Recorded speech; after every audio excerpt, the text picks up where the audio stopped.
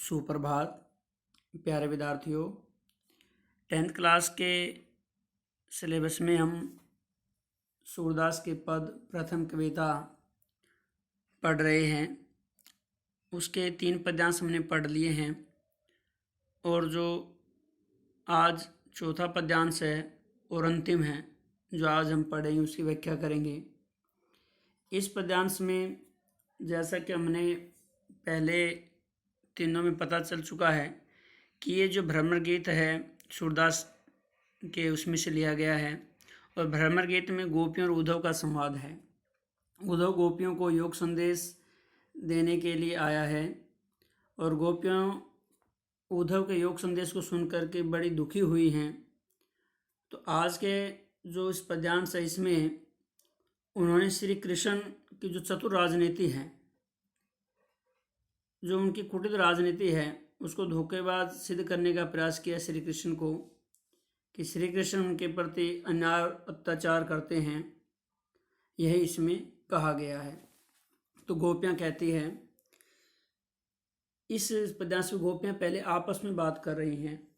तो क्या कह रही हैं एक गोपी दूसरी गोपी को, हरि है राजनीति पढ़ियाए, कि गोपियाँ श्री कृष्ण का जो योग संदेश भेजा था उसको अन्याय और अत्याचार मानते हुए आपस में कहती हैं, हे सखी, कि श्री कृष्ण ने अब राजनीति पढ़ ली है, कि अर्थात कहने की बात क्या है कि उन राजनीति शिक्षा प्राप्त कर ली है।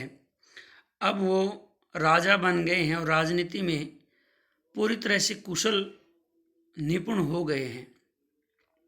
समुझी बात कहत मधुकर के, मधुकर मैंने होता भंवरा, और यहाँ जो भंवरा शब्द है वो उद्धव के लिए प्रयोग हुआ है। तो गोपियाँ कह रही हैं कि ये जो उद्धव है, ये जो भंवरा है, जो हमसे ये जो बात कह रहा है, समुझी बात कहत मधुकर के, कि ये जो भंवरा हमसे बात कह रहा है क्या तुम्हें समझ में आया है। यानी गोपियाँ एक सखी से दूसरी सखी से कहती है, एक गोपी दूसरी गोपी कहती है, समुझी बात कहत मधुकर के, ये जो भंवरा है, ये जो बात कह रहा है, इस बात को तुम समझ रही हो। समाचार सब पाए, क्या इसने जो समाचार हमें दिए हैं वो समाचार तुमने प्राप्त कर लिए हैं, वे समाचार तुमने सब कुछ जान लिए हैं या तुम्हें समझ में आ गए हैं। ये पहली लाइन का सरलार्थ है।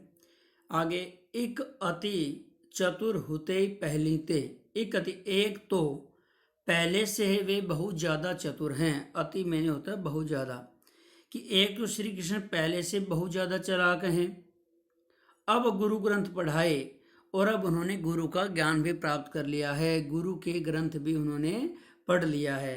तो इससे उनका ज्ञान जो है और ज़्यादा बढ़ गया है और ज़्यादा वे चालाक हो गए हैं। एक तो पहले से चालाक थे, अब गुरु का ज्ञान प्राप्त करने से और ज़्यादा बुद्धिमान हो गए हैं। बड़ी बुद्धि जानी जो उनकी, योग संदेश बढ़ाए।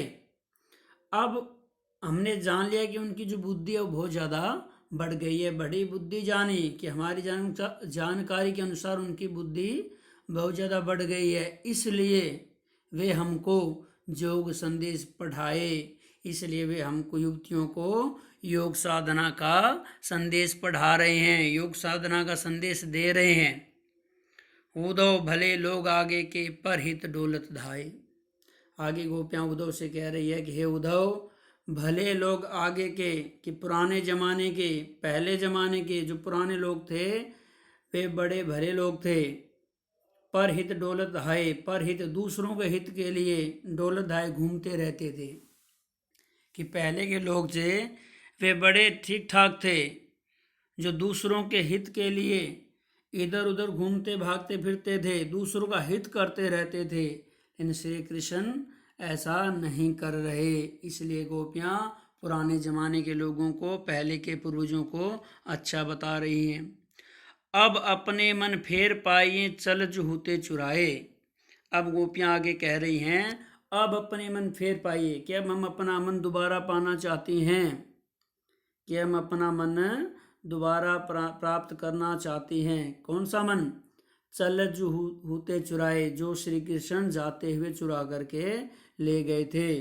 यानी गोपियाँ कह रही हैं कि हम तो अब इतना ही चाहते हैं कि श्री कृष्ण ने मथुरा जाते समय जो हमारा मन चुरा करके साथ ले गए थे, अब हम वही अपना मन दोबारा प्राप्त करना चाहते हैं। ते क्यों अनिति करे आपनु, जे और अनिति छुड़ाए, कि वे दूसरों को अनिति से छुड़ाने की बात करते हैं, जे और अनिति छुड़ाए। मैं इस लाइन का सलाह पहले कह रहा हूँ कि वो दूसरों को अनिति यानी गलत काम करने से, अनिति क्या होता है, बुरी नीति, कि जो दूसरों को अनिति से छुड़ाना चाहते हैं, अनिति से छुड़ाने का प्रयत्न कर रहे हैं, लेकिन ते क्यों अनिति करे आप, लेकिन स्वयं अनिति का कार्य कर रहे हैं। भाव यह है कि उसे गोपियाँ कहती है श्री कृष्ण प्रेम करने की रीति अपना रहे हैं, पहले तो स्वयं रीति अपना रहे थे, अब वो दूसरों को ये रीति छोड़ने के लिए कह रहे हैं। यानी अर्थात उनका एक भाव और भी हो सकता है कि वे दूसरों पर तो अनीति छोड़ने के लिए कह रहे हैं, दूसरों पर अनीति न करें, और स्वयं ऐसा ही अनीति का कार्य, अपने स्वार्थ का कार्य हम गोपियों पर वो कर रहे हैं। राजधर्म तो यही सूर्य, आगे गोपियाँ कह रही है कि राजा का धर्म तो यही है, राजधर्म तो यही सूर्य जो प्रजा न चाहे सताए, कि राजा का धर्म तो यही है जो प्रजाजनों को कभी न सताए, कि सच्चा राजा वही होता है जो प्रजा को नहीं सताता। लेकिन श्री कृष्ण तो हम गोपियों और प्रजा को सता रहे हैं। यानी कहने का भाव क्या है, श्री कृष्ण अपने स्वार्थ के लिए हमारे सारे सुख दुख चैन को छीन करके हमें और ज़्यादा दुखी कर रहे हैं। तो ये तो थी हमारी 10th क्लास की पहली कविता, जिसके चारों पद्यांशों का सरलार्थ हमने पढ़ लिया है। फिर भी कोई बात आपको समझ में न आई हो तो मुझसे पूछ सकते हैं, और इसका जो सरलार्थ है मैं इस वीडियो के साथ में भेज रहा हूँ। धन्यवाद।